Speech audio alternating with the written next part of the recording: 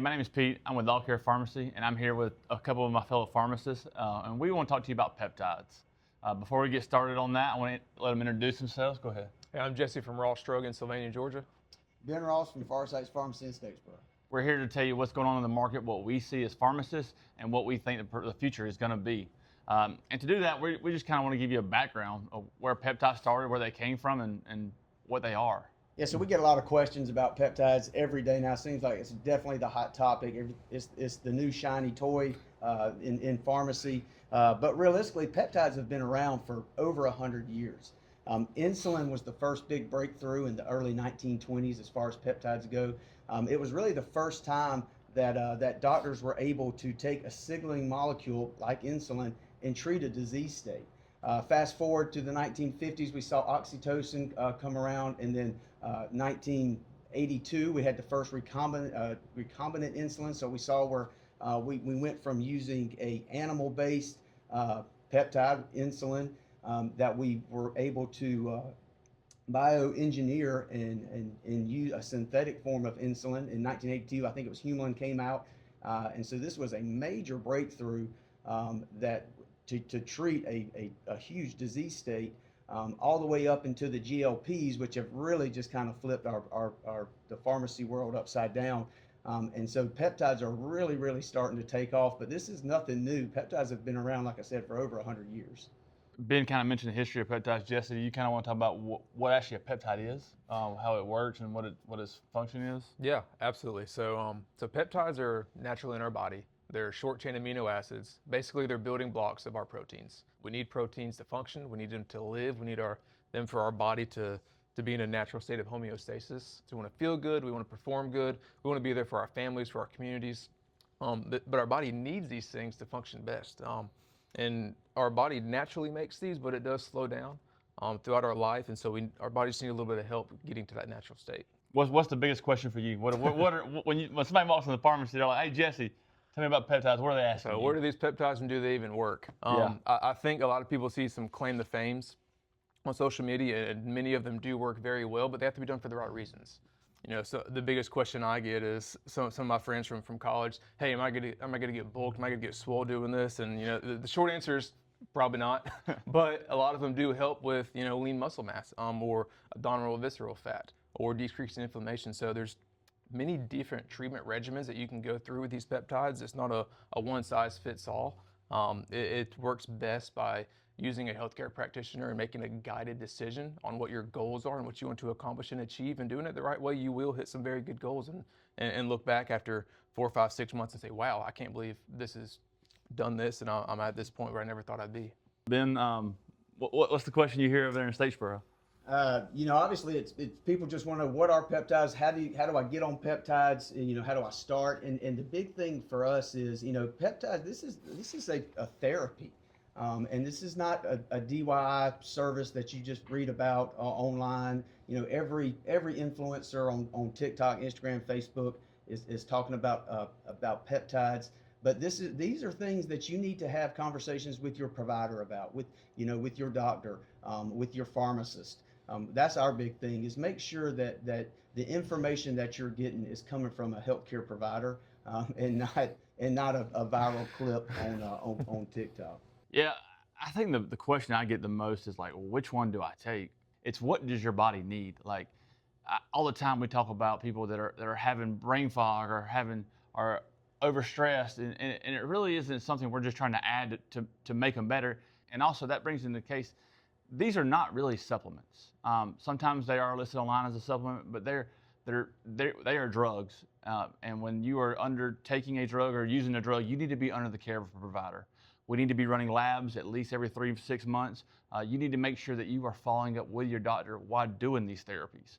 I can't stress that enough. We love and we support the provider-patient relationship. And as pharmacists, we want to be here to support both of them. And so when you're on these peptides, we want to make sure that you're under the care of a provider. Make sure that you're talking to your provider. Make sure you're going to see them regularly. We see it all the time. Patients say, "Hey, I've got a ton of brain fog." Well, most likely the brain fog is because they're in a overstressed environment and they don't sleep at night. You never get into a REM cycle, so you never rest. So it's really not about treating the brain fog.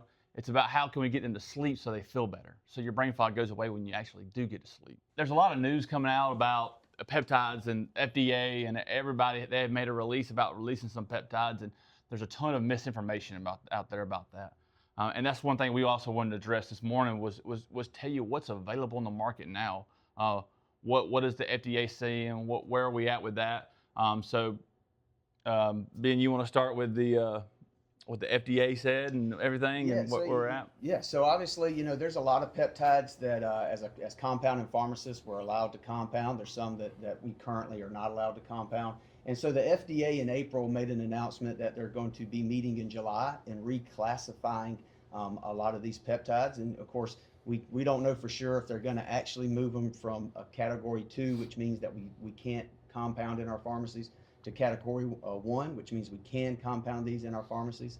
But ultimately, we do think that they're going to start moving more into category 1, which is going to open up access to patients to these therapies. So we're real excited about that. Like I said, peptides have been around for over 100 years, but there's a lot of momentum right now in this space. And we're excited that the FDA, it looks like they're going to be loosening up on some of the regulations to allow us to compound these for our patients. Yeah, I'm excited about that. I think it's gonna be great. Like right now, like I said, Ben said they're on category 2, which means we cannot compound them. So, of course, that creates secondary markets. We see a gray market, a black market of different places where peptides are available. That being said, and Ben talked about where with the FDA in July and what we hope to come. I just kind of want to talk about what's available now. What peptides are, what therapies do we see a lot currently today that are available? The first one, and I've talked about it before, is NAD. So NAD is a molecule in our body, and it helps create energy for our cells. That's probably one of the biggest ones I see today. The next is probably glutathione. Yeah. If NAD is for energy, glutathione is for stress. So it's a injection for helps with oxidative stress of our cells. We see other things like Sermorelin, which is a hormone support. You see that a lot of times for people that are trying to stay away from the hormone replacement therapy like testosterone and everything, and they want just a good support. We see Sermorelin. In the sexual dysfunction space for men and women, we see bremelanotide or PT141. Is a peptide name of it. Another one we see a lot is a topical called GHK-Cu. That's another peptide that we see a lot today. It helps with cell regeneration. It's more topical. The injection, like Ben said, is still in the category 2. So hopefully that's one of the ones that is going to be reviewed. We hope that comes off that list eventually. Jesse, I know you spend a lot of time looking at peptides and researching peptides. Probably too much time. Probably too, yeah. Yeah, we do. Give me your 2 favorite. What's on the market right now that you see that you're using in your practice daily that the patients are having results with? What I like to do is stack peptides, and what I mean by that is maybe take 2 at one time. There's plenty that really complement each other. Probably the number one most popular one that stacks very well. Pete mentioned NAD plus and glutathione. Getting those 2 together, they just work symbiotically. What that means is, one lays the groundwork, one's polishing. So NAD plus really helps out with cellular energy, DNA repair, cellular communication. What it does is it helps convert nutrients into energy for our body to use. So think cognitive function, energy throughout the day, helping out with stress, all these kind of things. The NAD plus is going to lay the groundwork for that and be the building blocks to help your cells repair itself. Whereas glutathione is almost going to be a protective barrier against it. Pete mentioned it helps with oxidative stress. What that means is our bodies, when it goes through stressful times, lack of sleep, burnout, and just a buildup of toxins over the years from all around us, it targets those free radicals in our body and gets rid of them. So it helps detox our cells. It helps keep our DNA repair stream polished and operating fluently. So hand in hand, they really work very well together. I myself am on the NAD plus and glutathione troches, and I can tell you after a couple weeks, first week I was a little skeptical. After the second or third week, I can definitely feel a difference towards the end of the day.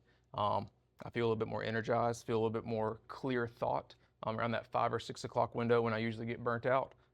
So it definitely does help out a little bit. Over time, you will see a little bit of a difference. The other one I'm very excited about and very interesting to look at is MICC. So what it is, it's 4 amino acids put together. And what it does, it helps your body burn fat. Not a crazy amount, but we've seen a lot of people who are on a GLP-1 like semaglutide or tirzepatide, where we know that that helps you decrease appetite. It helps you not absorb any of those fats anymore. It helps you metabolize your food slower so you don't overeat and have that desire to eat again soon. So that's very great. The slight caveat with that is that is helping our body not absorb the fat, but we're not having anything to help burn the fat. So what MICC does is it comes in behind your GLP-1, helps your body turn that fat into energy. So they really work hand in hand together, whereas you'll see some energy come back in. You won't have that fatigue anymore. It may help out with some of the other side effects you're getting from your GLP-1. So that's what I mean by stacking. Is GLP-1 or tirzepatide is a peptide, but adding another peptide like MICC really helps support your peptide journey. We see a lot of MICC, and I love it. And I think the best thing about it too, I see, is now it's allowing people to stay at a lower dose of tirzepatide. So instead of going up to the highest dose, they're able to stay at a lower dose, add the MICC, and they're getting the same results, which is this is awesome. All right, Ben, I know you probably have two of your own favorites. So tell us about your two favorite. Yeah, so I'd start off with GHK-Cu, the copper peptide, as a lot of people refer to it. We compound a topical facial cream with estriol and niacinamide and methylene blue, and then we add the GHK-Cu as an excipient. But that's been a really, really popular one. You can also add it to our minoxidil finasteride topical solution for men. But then I guess my second favorite, I'm gonna go with the tried and true, the thing that got this craze started, the GLP-1s. I mean, GLP-1s have certainly kind of just flipped weight loss treatment upside down. And obviously we all know, we've all seen the results from these peptides. And obviously, we're seeing them evolve too. And really the peptide space as a whole, going from, injections to now there's oral compounds, there's oral options. And so, I'm excited to see how those continue to evolve. Not all peptides are the same. There's some that are great orally. There's some that are great injection. You need to really make sure that you're understanding which peptide you're taking and the best route of that medication. Because sometimes you can order anything online, and sometimes you're taking it orally, and it really it's not working for you. So if you have a question about that, ask one of us. We'd love to talk to you kind of about that. I guess my favorite, being a dad, I guess, would be Sermorelin right now. Sermorelin is a great supplement for hormone support. We see it in hormone support. We see it, a lot of people that I have on it are losing visceral fat. I've got one customer, he calls it the dad bod eliminator. So that excites me as a dad. I need to try it to make sure to see if that is true. As far as, I guess, hormone support right now, Sermorelin is probably one of the best or most common use on the market I see right now. And probably my second favorite that I see a lot of results from our patients is PT141. So PT141 is a peptide that works for sexual dysfunction. It's not what we see on the market today for like your PDE5s, which is like your sildenafil or tadalafil. It works on your brain, so it's available for both men and women. We actually make it here with a nasal spray. We put an oxytocin in it, which is, some people call it the cuddle hormone or whatever you want to call it. It's a great additive to the PT141. It's a peptide as well. Yeah, peptide as well. Been around for a long time. 1950s, Yep. 60s. So that's one of our favorite, one of my favorite ones I see. I hear some great results. People always call me back and tell me how much they enjoyed it. So we kind of told you our favorite peptides and what we think works best, I guess. But now we kind of want to talk about where the future peptides are headed. What do we see coming down? What do we think is coming down? What are we hearing in that market? And Ben, you kind of want to talk about what you think the future of peptides are? Yeah, I mean, obviously we're very excited about the future of peptides and what peptides are going to become available. We talked about how the FDA is starting to move peptides into Category 1, which is going to increase access. I think you'll see peptides that are going to be more specific to certain disease states. I think you're going to see how they improve, whether it's absorption in our bodies, whether it's just outcomes. I think we're going to see better outcomes. And I think you're going to see more and more peptides become available. I think one thing I do want to kind of caution a little bit is as peptides become more popular, and they're definitely becoming more popular, you're going to see a lot more peptides come to the market, and even that gray market. And the big thing I just want to remind everybody is not all peptides are the same. Peptides, certain peptides like the GLP-1s, they've certainly proven that they can do great things for our healthcare, or for the health of our bodies. But not all peptides are the same, and not all peptides are gonna do what they claim they can do on the internet. I think that's the big thing. Is kind of like Pete was saying, just make sure that your healthcare provider is the one that is providing your information to you, whether that's your doctor, your pharmacist, because there is a lot of misinformation about what certain peptides can and can't do, and I think that's only going to grow as well as more and more peptides come to the market. Jesse, where do you see the future of this going? What do you see in 5 to 10 years? Yeah, I really believe that this is just the beginning for peptides, and as we learn more about them and more research is done on them, that we will see the true efficacy of them and the safety as well. So I really feel like we're at the tip of the iceberg with what we know, and also with what we're going to see. The longer people use these, there's going to be some real results that show and some real lives changed. I did want to allude on what Ben was just mentioning about the strength of having a relationship with a healthcare provider. They're very safe medications to take, but you just want to do it the right way. You don't want to, everything is good in batches, but overexerting yourself could hurt you. So just as long as you have that relationship with your healthcare provider and make sure you're doing it safely, that's going to be the best method for making sure that these are doing the right thing for you. I just want to also mention the importance of knowing where you're getting your peptide from. We've talked a lot about the importance of having a relationship with your healthcare provider, making a goal to hit and tailoring a regimen specific to you. But it's very important to know where you're getting it from. There's a lot of people that are making it, a lot of places you can order online per se, but it's just very important that you can trust where you're getting your peptide from and you know what dose that you're going to be able to give. Ben, was there anything you wanted to add to that? Yeah, I mean, I've had countless examples of somebody bring me a vial of powder and say, hey, I bought this online. Can you tell me how to mix it and how to take it? And the first thing I say, well, on that vial it says research only, not for human use. So as a pharmacist, I can't tell you to inject your body with that. So just be careful where you're getting these products from. With anything, when something becomes popular, anybody and everybody will try to sell it to you, and you just need to make sure that, one, you need to get it from a healthcare provider. You need to talk with a healthcare provider before you start using these products, these medications. These are not products. These are medications. So you need to talk with a healthcare provider. You need to get it from a reputable pharmacy, and just make sure that you're doing this safely. And so obviously we want to make sure that we're putting caution out there. So probably not the cheapest place on the internet is the best place to buy it. Yeah, if you can get it for $20 and it comes in an unmarked vial and it's just powder, just be careful. Just be careful. Don't bring it to me. Just because Jim at the gym is ordering it doesn't mean you should. Yeah. So yeah. Also, just want to add some more validity to what we're saying. Me, Ben, and Pete, we're all in the process of becoming peptide certified through the Academy of Anti-Aging and Functional Medicine, also known as A4M. The Peptide Petey here, he's already been an overachiever and finished his certification. He's trying to leave me and Ben in the dust, but we're actively researching these. We're looking for more information every single day. We've been to a few conferences this year.